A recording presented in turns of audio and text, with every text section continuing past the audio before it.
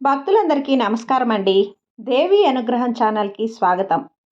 ఆ దేవి యొక్క ఆశీస్సులు మనందరిపై ఉండాలి అని చెప్పి మనస్ఫూర్తిగా కోరుకుంటూ, ఈరోజు జ్యేష్ఠ మాసపు మంగళవారం. ఈ మంగళవారం రోజున అమ్మవారి కథ గురించి తెలుసుకుందాం. పోలేరమ్మ. పోలేరమ్మ పూజను యథావిధిగా ఎవరి ఆనవాయితీ ప్రకారం వాళ్ళు బిడ్డ తల్లులందరూ కూడా తన సౌభాగ్య సిద్ధికై చేస్తూ, తన పిల్లల ఆరోగ్యం కోసం, అలాగే అభివృద్ధి కోసం, వాళ్ళ ఆరోగ్యం మనసారా కాంక్షిస్తూ రక్షణ కవచంగా ఆ తల్లి కృపా కటాక్షాలు అందరిపై ప్రసన్నంగా ఉండాలని మనసారా కోరుకుంటూ పోలేరమ్మ పూజను భక్తి శ్రద్ధలతో చేసుకుంటూ ఉంటారు. ఈ పోలేరమ్మ పూజ గురించి పూజానంతరం చెప్పుకునే కథ ఒకటి ఉంది. దాని గురించి ఇప్పుడు మనం తెలుసుకుందాం. పూర్వకాలమందు సుగుణ అనే ఒక ఇల్లాలు ఉండేది. ఆమె ప్రతి నిత్యం పూజలు పునస్కారాలు వివాహానంతరం భక్తి శ్రద్ధలతో చేసుకుంటూ ఉండేది. కానీ అదేం కర్మో తెలియదు, కానీ ఆమెకు ప్రతి ఏడు సరిగ్గా పోలేరమ్మ పూజ ముందర పిల్లలు పుట్టిపోవటం జరుగుతూ ఉండేది. తన బాధను ఆ అమ్మలగన్న అమ్మ ముందర మొరపెట్టుకుంటూ పిల్లలు దక్కకపోవటాన్ని చెప్పుకొని ఏడుస్తూ ఉండేది. అయితే ఇలా ప్రతి సంవత్సరం అదే సమయానికి పుట్టిపోవటం గత 5 ఏళ్ల బట్టి అదే విధంగా జరుగుతున్నందువలన ఆ ఇంటి పేరు గల తన తోడికోడళ్ళు ఎవరూ కూడా అవాంతరం వచ్చేసి ఆ పూజను జరుపుకోకుండా ఉండేవాళ్ళు. అలా జరుపుకోవడానికి అయ్యేది కూడా కాదు. ఎందుకంటే బిడ్డ చనిపోయిన రోజు నుండి ఆ ఇంటి పేరు గల వాళ్ళందరూ కూడా ఒక 15 రోజుల పాటు మైలు పడడం జరిగేది. ఈమె వల్ల తమ పూజ ఆగిపోవటంతో ఎంతో విచారంతో ఉండటమే కాకుండా నిందలు కూడా వేస్తూ ఉండేవారు. గొడ్రాలని తిట్టుకుంటూ ఉండటమే కాకుండా తన పిల్లలకు సుగుణ చూపు పడితే ఎక్కడ హాని కలుగుతుందోనని నిష్ఠూరంగా మాట్లాడేవారు. ఆ మాటలను ఎంతో కష్టంతో భరిస్తూ ఉండేది పాపం సుగుణ. ఇలా ఉండగా మళ్ళీ సంవత్సరం పోలాల అమావాస్య పూజ రోజు రానే వస్తుంది. యథావిధిగా ఆ రోజు కూడా పండంటి మగబిడ్డ కలిగి మళ్ళీ చనిపోవటం జరిగింది.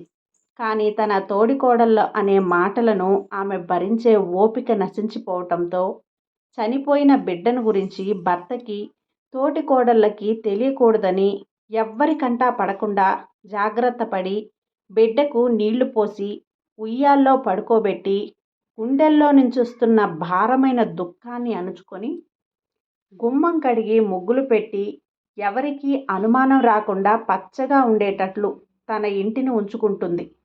అందరూ ఆమె ఇంట్లో ఏ హడావిడి లేకుండా పోవటంతో పూజను అందరూ ఎటువంటి అనుమానం పెట్టుకోకుండా సక్రమంగా సాగిస్తారు.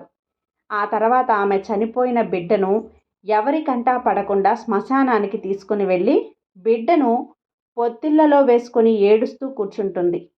ఈమె బాధను చూసి ఒక వృద్ధ దంపతులు అక్కడ ప్రత్యక్షమయ్యి ఎందుకు ఏడుస్తున్నావని అడిగారు.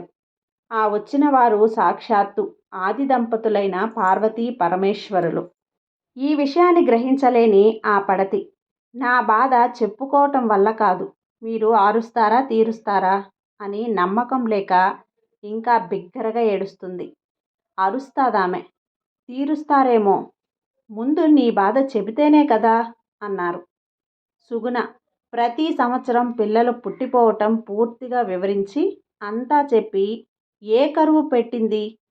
అప్పుడు పార్వతీదేవి దివ్య దృష్టితో ఆమె మరుజన్మ వృత్తాంతం ఆమె కళ్ళకి కట్టేలా చూపించింది.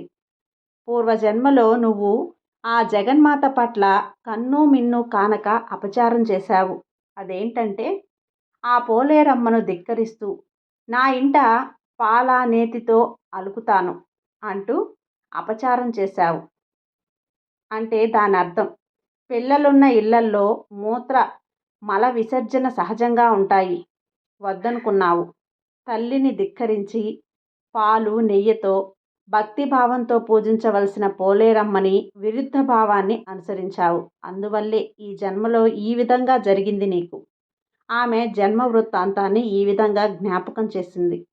వెంటనే ఆ వచ్చిన వాళ్ళు పార్వతీ పరమేశ్వరులుగా గ్రహించి తన తప్పిదాలను మన్నించమని వాళ్ళ పాదాల మీద పడి ప్రక్షాళనతో మనసారా వేడుకుంది. ఈ ఏడాది నుంచి యథావిధిగా ఆ తల్లి పూజలను భక్తి శ్రద్ధలతో చేసుకుంటానని తన కన్నీటి ధారతో వాళ్ళ పాదాలను కడిగింది. పార్వతీ పరమేశ్వరులు ప్రసన్నతతో ఇప్పటి వరకు చనిపోయిన బిడ్డల గోతులపై కథ అక్షంతలు ఆమె చేత జల్లించారు. వెంటనే వరుసగా 6 సంవత్సరాల నుండి ఒక్కొక్క ఏడాదికి ఒకరు చొప్పున మువ్వల వాడే కొడుకు, గజ్జల వాడే కొడుకు, సిరిగల వాడే కొడుకు, నువ్వుల వాడే కొడుకు, ఇలా 5గురు బిడ్డలు, 5 సంవత్సరాల బిడ్డలతో సహా చివరగా ఆ రోజు పుట్టినటువంటి బిడ్డ ఆశ్చర్యంగా లేచి తన తల్లి చుట్టూ చేరారు. అందరూ ఒక్కసారిగా అమ్మా అమ్మా అని సుగుణని చుట్టుముట్టడంతో ఆనందంతో ఆమె చంటి బిడ్డను ఎత్తుకొని పార్వతీ పరమేశ్వరులకు భక్తిపూర్వకంగా నమస్కరిస్తూ ఉండగా ఆ ఆది దంపతులు అప్పటికప్పుడే మాయమైపోయారు. ఈ పిల్లలను తీసుకొని తమ ఊరు పొలిమేర్లలోకి వెళ్ళేసరికి ఇరుగు పొరుగు బంధువర్గం అప్పుడే భోజనాలు చేసి తాంబూలాలు వేసుకొని అరుగుల మీద కూర్చొని పిల్లలతో వస్తున్న సుగుణను చూసి ఓకింత ఆశ్చర్యపోయారు. అందరికీ జరిగిందంతా విడమర్చి చెప్తుంది సుగుణ. ఇన్నాళ్లకు తన కష్టాలు తీరాయని అనుకొని ఆ సాయం సంధ్యా సమయాన అప్పటికప్పుడే ఓ 7 ఇళ్ళు జోగిదండి, కలయగాయ పులుసు, కలయగాయ కూర, పాలహారది, ఆడపిల్లలైతే గార్లు, మగపిల్లలైతే బోర్లతో సహా యథావిధిగా ఆ పోలేరమ్మగా భావించే పవిత్రమైన కంద మొక్కని ఆవు పాలతోనూ నెయ్యితోనూ అలికి పంచవర్ణాల ముగ్గులను వేసి 9 పోగుల దారంతో పసుపు కొమ్ములను కట్టి ఉంచి పూజించి చివరగా కథ చెప్పుకొని తన సౌభాగ్యం కోసం, పిల్లల ఆరోగ్య అభివృద్ధి కోసం పూజ దగ్గర ఉంచిన పసుపు కొమ్ములను రక్షణ కవచంగా కట్టుకోవటం జరుగుతుంది.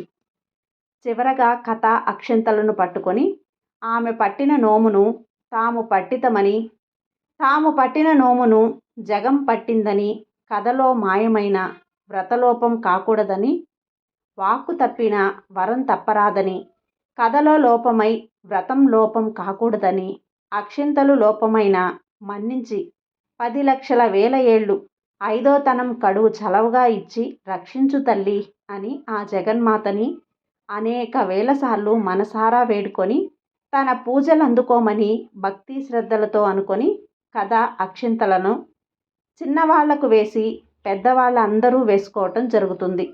ఈ విధంగా సుగుణ పోలేరమ్మను భక్తి శ్రద్ధలతో పూజించి తను పిల్లా పాపలతో సంతోషంగా ఉండింది. కాబట్టి ఈ కథ మీకు నచ్చినట్లయితే మీరు కూడా ఆ అమ్మ ఆశీస్సులు పొందాలి అనుకుంటే పోలేరమ్మను భక్తి శ్రద్ధలతో పూజించండి. సర్వే జన సుఖినో భవంతు.